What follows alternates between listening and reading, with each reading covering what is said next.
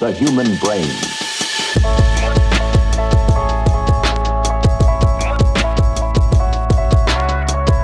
The center of human intelligence. The brainstem controls actions of the body that are automatic. It controls learned and conscious behavior.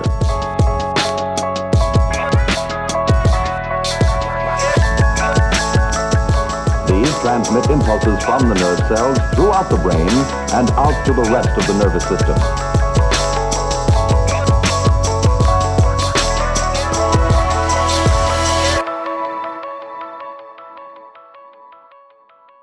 Well, hey, One Lifers, you know, this whole month is all about the stuff of the mind, and we talk through those things and how it relates to faith. But what I do love also is that we're also talking about action in the middle of all this. And so please sign up for City Serve. You're supposed to sign up. And you guys have always done a great job. One Lifers have always turned out in force for this thing. Let's make this year no different. I remember we turned out in force and worked in the rain one year. So you went for it. It's great to be able to impact our city in this way.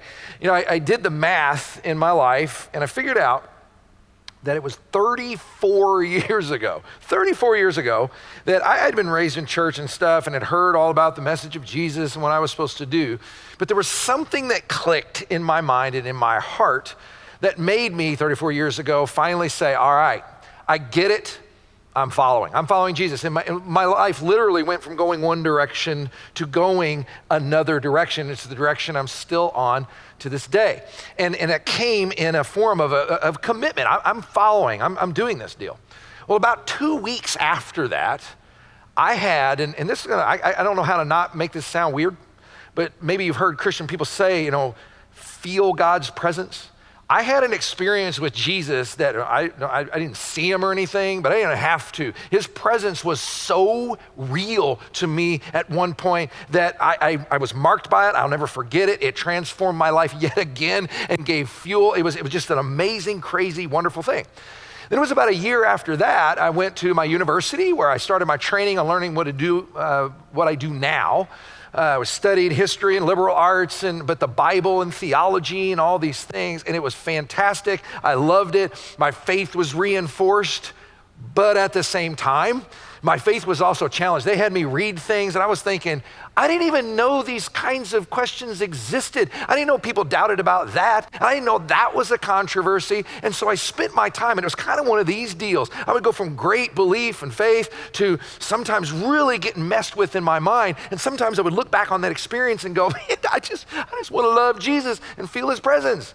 But what kind of got me sane was an image that I've used a number of times through the years. I've used it here at One Life before, but I love how art is able to express an idea in kind of a singular image. And that image was the image of Lady Justice, whether in sculpture form or picture form.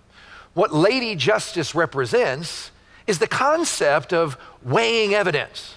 Blindly, just looking at the evidence, following the evidence where it leads. In other words, I'm not going to look at your socioeconomic status. I'm going to not look at your racial background or anything. I'm going to listen to defense attorneys. I'm going to listen to prosecutors. I'm going to weigh out and follow where the evidence leads.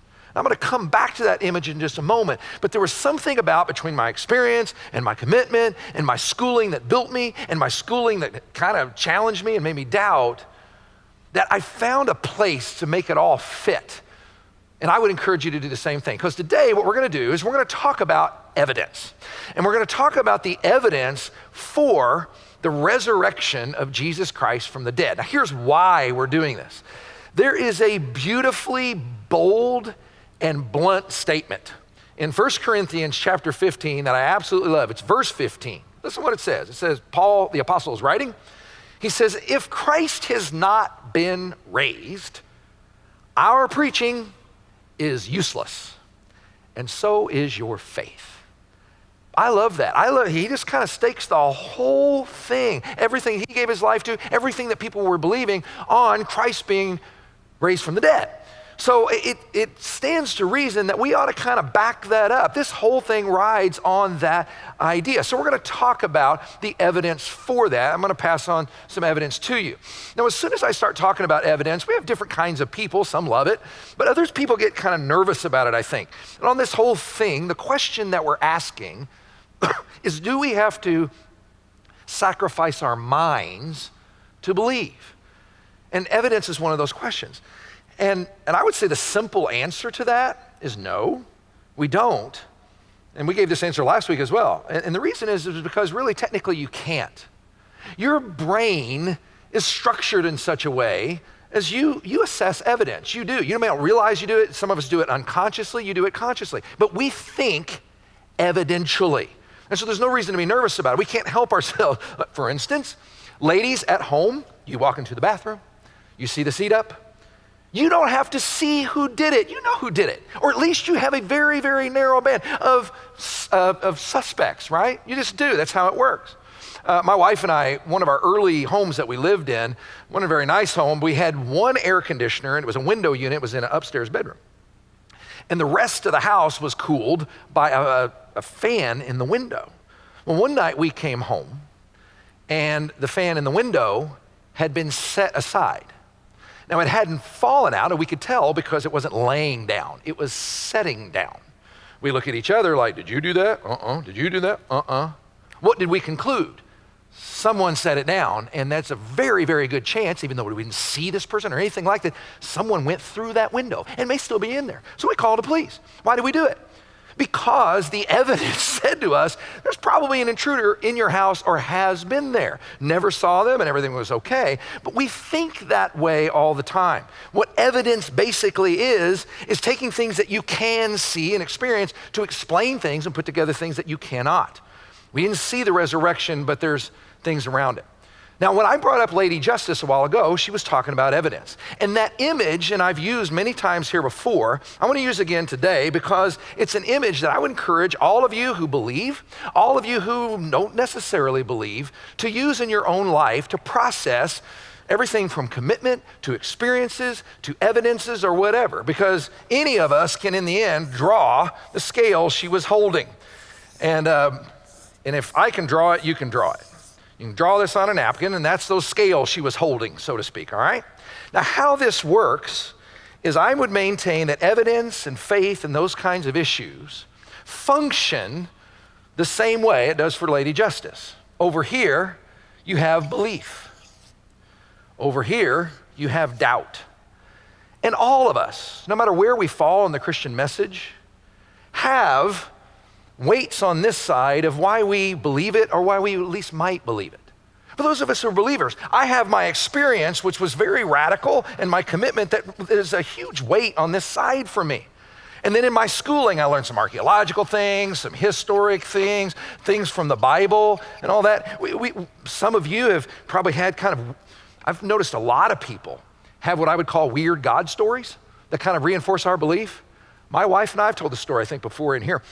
We were in a $1,600 hole in our budget one time, and a lady that I hadn't talked to in a few years sent us a $1,600 check. I called her on the phone, and I said, well, thank you, but what's up with that? She said, well, I was praying, and I felt like God wanted me to send you some money, and I asked him how much, and she said he said $1,600.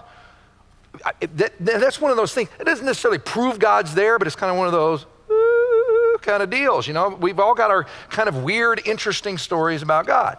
Now, the problem is that all of us, whether we consider ourselves believers or doubters, we have weight on this side too. I have struggles that I had in some of my studies and some of my experiences. Maybe you've been through tragedies. Maybe God has done some things that you can't understand or whatever else. And basically what faith comes down to is which side has most weight on it. And the evidences I want to share with you over the next few moments, my goal is to just put weight on the belief side, on the resurrection specifically. okay, I got to show you this. It's kind of relevant, maybe not completely. But the way I'm just going to share you three. We're having a guy named Michael Licona come in here in a couple weeks, and he's going to share a lot more with this. On a Saturday, he's going to have us come in, and he's going to share evidences. But what I'm going to do is I'm going to give you three evidences, and originally, I had come up with an acronym that said EAT. Isn't that corny as it could be? And I was so excited about that. Like having struggles with the evidence for the resurrection, let's eat. That's how you're going to remember it. But then I finally realized it preaches better if I go ETA. So I still got to keep the letters, but not the eat thing. So here's three evidences for the resurrection to put weight on the belief side, hopefully. First one's this. E stands for early belief. Early belief. Let's read another passage in 1 Corinthians chapter 15, beginning at verse 3. Paul is writing to a church and he says, "For what I received, I passed on to you as of first importance, that Christ died for our sins according to the scriptures, that he was buried, was raised on the third day according to the scriptures, and that he appeared to Cephas and then to the 12, and that he appeared to more than 500 of the brothers and sisters at the same time, most of whom are still living, though some have fallen asleep. Then he appeared to James, then all the apostles, and last of all, he appeared to me as to one abnormally born." It's always been known in Western civilization that the church said about Jesus, he rose again from the dead. Once we got in the Enlightenment age and the scientific age and things, though, we decided we need to explain it. Of course, some of that was like as if ancient people didn't know that people don't rise again from the dead. But we knew that the church had always said this, basically.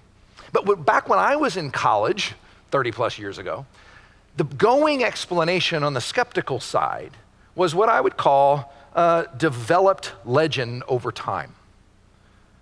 We know the church has always said Jesus rose again from the dead, but it was developed legend over time. He didn't rise again from the dead, so how do we have this story? Where did it come from? And the basic idea from that is, yeah, we agree that there was probably this guy named Jesus back then. He was a social force. He was a moral force. He was a Martin Luther King Jr. type leader who spoke great things and developed followers, and followers kept his message going after he died. But he was such a great guy that the stories around him grew after he died over decades, and eventually it was just the story was that he rose again from the dead. That seems kind of logical, nice little explanation. I mean, guys, you can go on YouTube now, and I'm telling you, I'm an Elvis Presley fan. I am.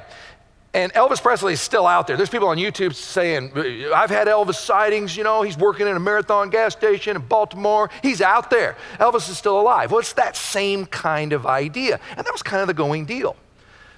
Well, after I got out of college, there was kind of some revolutionary stuff that happened in the world where they study this kind of stuff. There was a guy named Gert Ludemann who said this. He said, quote, and he's a skeptical scholar, by the way. He's an atheist guy that doesn't believe that Jesus rose again from the dead. But he says, quote, "I do insist, however, that the discovery of pre-Pauline confessional formulations is one of the greatest achievements of recent New Testament scholarship." What in the world is he talking about? Confessional formulations. Well, what scholars who really examine passages like we just read a while ago, they discovered is they believe they have found, and there's a lot of evidence to suggest they have, that when Paul was writing that passage and other passages, every now and then he would take a passage or something that was known, a confessional formulation that had been written a long time ago, and plop it in there. And there's lots of reasons why they believe this happened. In other words, he would take something that had been around for a while. He wrote that passage that we saw a few minutes ago in about the year 50 AD to 55. But he was using a formula they think that was around for a long time that went back as far as 20 years. Some believe the thing that we just read was really him quoting something that went all the way back to within maybe a couple of years of Jesus being on the earth. Now, why doesn't that matter? Because developed legendary stories, it can't happen. That explanation goes away. In other words, what they've discovered, and more, even, I keep saying even more skeptical scholars, people that don't believe in the supernatural will say it wasn't a developed legend. It was something that the church was saying from day one. And there's a truckload of evidence to suggest that this idea of the resurrection was always around. It was from the first believers. And the reason that matters so much is because it changes the questions around it.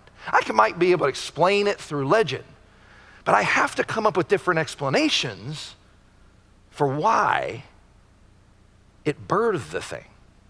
What did they see? And so there's another scholar named Paula Fredrickson. Again, she's not a Christian believer or believes in the supernatural in this, but she says, quote, "The disciples' conviction that they had seen the risen Christ is a part of historical bedrock, facts known past doubting." In other words, people who are historians that don't believe these things, they're now saying it's historically factual that at least the disciples, the immediate believers, really did believe that Jesus rose again from the dead. And so you have to explain that. Now, people who don't believe in the supernatural, they don't explain it in legend anymore. They explain it like, well, maybe they had hallucinations, they had dreams where they thought they saw him. But the historical bedrock fact is they believe they saw him, and it impacted their lives. And that brings us to the T in what was almost EAT, but now it's ETA. The T is for transformed lives. Transformed lives. One of the things I absolutely love about reading the gospel stories, Matthew, Mark, Luke, and John, and this has been known throughout history, is the writers present the early disciples, the immediate followers of Jesus, in all of their weaknesses. It talks about how, one of my favorite stories is that Jesus tells them to pray on the night before he's gonna die. He tells them to pray, and he keeps coming back and finding them sleeping. They're falling asleep. I mean, I relate to that so much. I know I wanna pray, I know I should pray, but I'm falling asleep. That ever been you? He says about the great leaders of the Christian church, Peter and John and James and all these major names, they're sure to be sleeping during prayer, and they all promise up and down that they're gonna stand, they know something's gonna happen to Jesus, and they kind of say, hey, if it does, we're right there with you. And they all admit that they scattered, they chickened out. You know, the most famous weakness of all was the number one leader in the church, in the early church, was Peter. And Peter goes on record, by all four of them, as having denied Jesus altogether. What's beautiful about that is, first of all, it's very easy to relate to. It doesn't surprise me at all. Haven't you been in a place where you had the desire on the inside to do something courageous and awesome, and you folded altogether? You had those kind of weaknesses? Well, it shows these guys are just like that. But historians now all agree something happened to these guys that changed them over from being, people who are sleeping during prayer and people who are chickening out in the face, where they're doing just the opposite. And it's no question they revolutionized the ancient world by proclaiming Jesus rose again from the dead, and then finally dying, many of them. They don't know how many, it's kind of unclear, but some of them are confirmed they died martyrs' deaths, and that's very important.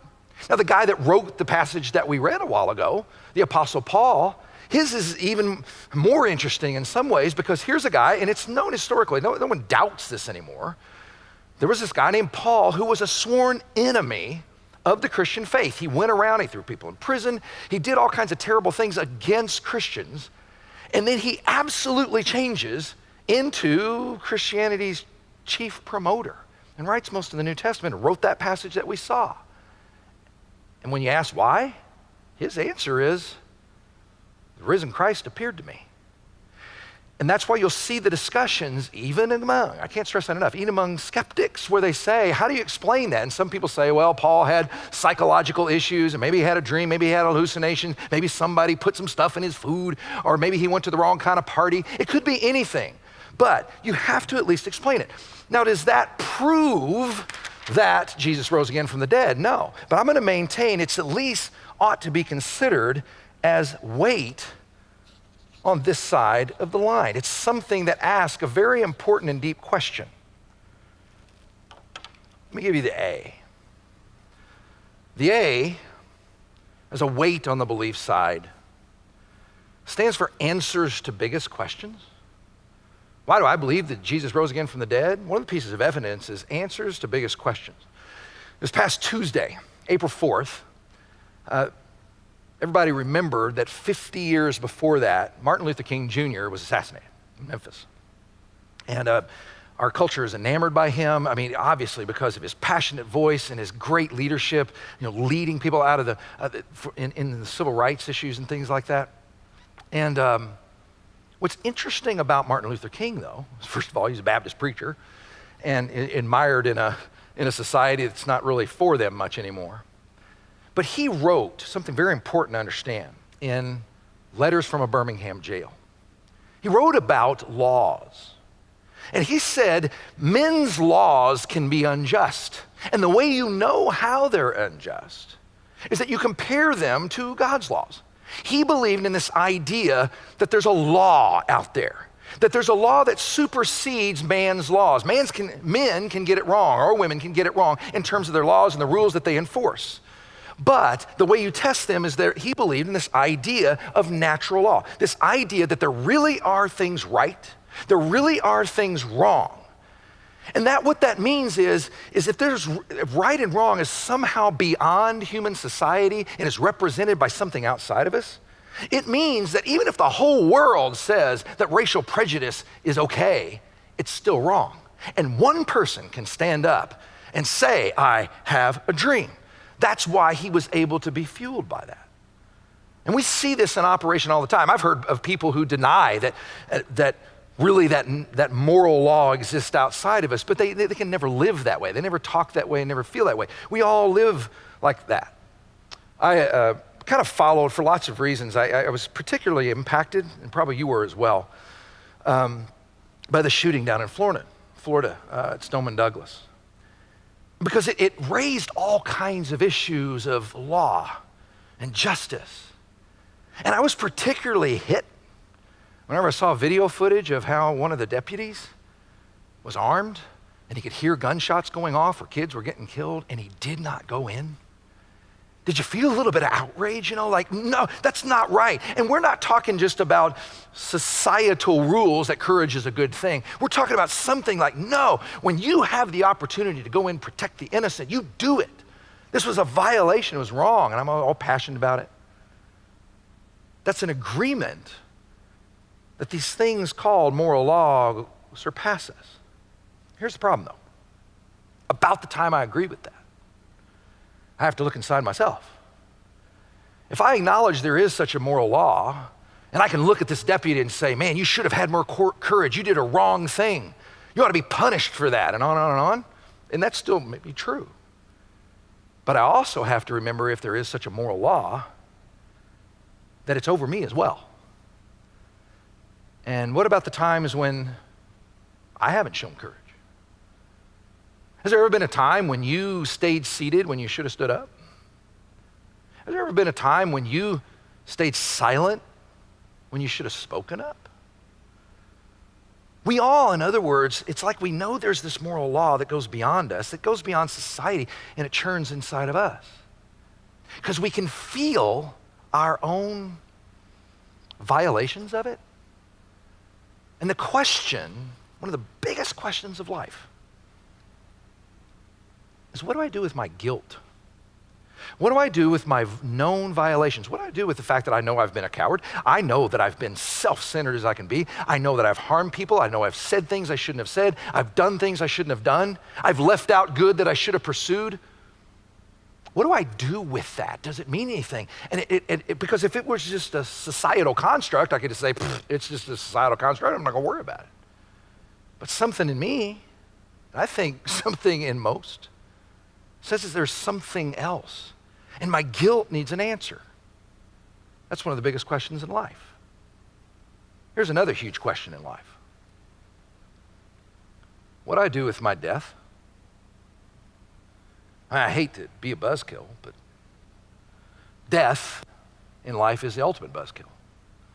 And it's the ultimate buzzkill because every single person, without exception, will face it. We'll experience it. It doesn't matter where you're from, how much money you have, how good looking you are, how important you are, how much purpose you have. You will die. It's going to happen. It could happen today. It could happen 70 years from now. I don't know, but it will happen. And we all know it. We all kind of ignore it. But it's a real problem. And the question of is there something beyond that? Or is that simply the end? Is one of the biggest questions in all of life. And what I absolutely love about that passage that we read was that the early church, and I'm told that the early church said essentially two things were the most important of all. That Jesus, remember what it said? Died on the cross for our sins. Died on the cross for our sins. Speaking of, there's a couple different skeptical scholars, people that don't consider themselves Christians, who affirm that historically. There's a guy named Bart Ehrman who's actually written some anti-Bible stuff. He said, quote, "One of the most certain facts of history is that Jesus was crucified on orders of the Roman prefect of Judea, Pontius Pilate." One of the most certain facts of history. Another man named John Dominic Crossan, he's not a believing Christian person or any of that sort of stuff. He said, quote, "There's not the slightest doubt about the fact of Jesus' crucifixion under Pontius Pilate. That he was crucified is as sure as anything historical can ever be." In other words, you can be as sure that this guy named Jesus died on a Roman cross, was executed. You can be as sure of that as you are there was a guy named Martin Luther King Jr. But isn't it fascinating that the early church says of first importance, Christ died, he did, for our what? For our sins. You see, when I look at my own violations and I wonder what's going on here, I know that someone on the outside of me that I see in the news deserves punishment. But what about me? In my violations, I sense that somehow punishment's coming. And it says that punishment was taken for me. I think it answers in a very deep, profound, and glorious way that the question of my guilt has been taken care of. And then the very next thing is the question of my death, the question of our death. And what's so profound to me in that is that the early Christians insisted, and you can hear it in the formula that we just read, that his death was physical and his resurrection was physical. In other words, a lot of religious figures, hey, you can go visit their tombs, and he's out there doing stuff, kind of, wisping around in heaven or whatever. It was all spiritual. No, the early Christians said, no, he left a tomb and witnesses saw him. We saw him alive. It was physical. It was literal. It was historical. And we emphasize that around here all the time. You know why?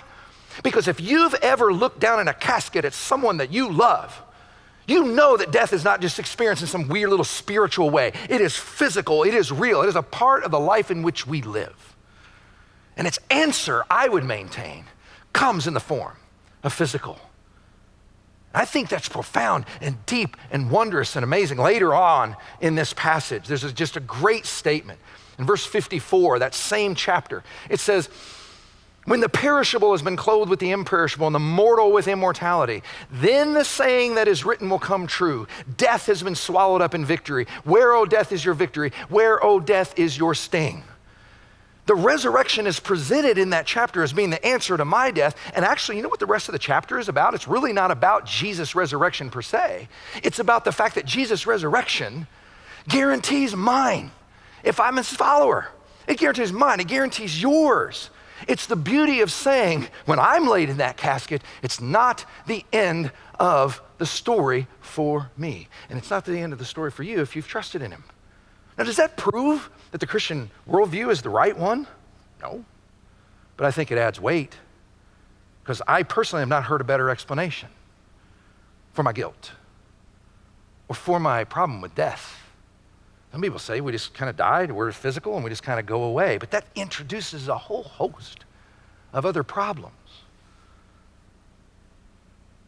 Those two things are the answer that was given in the resurrection stories. And here's where we all kind of need to live. And here in a moment, I'm just going to kick it back to the campuses. And they'll give you just a moment to think about it. There's these two kinds of people, especially I want to talk to. Number one, those of you who kind of wonder about this stuff, and maybe you're not in a place where you believe it altogether, but my challenge to you would be, explore this thing. The history shows that there were some people making some claims back there that were powerful and awesome and are kind of backed up by evidence of history.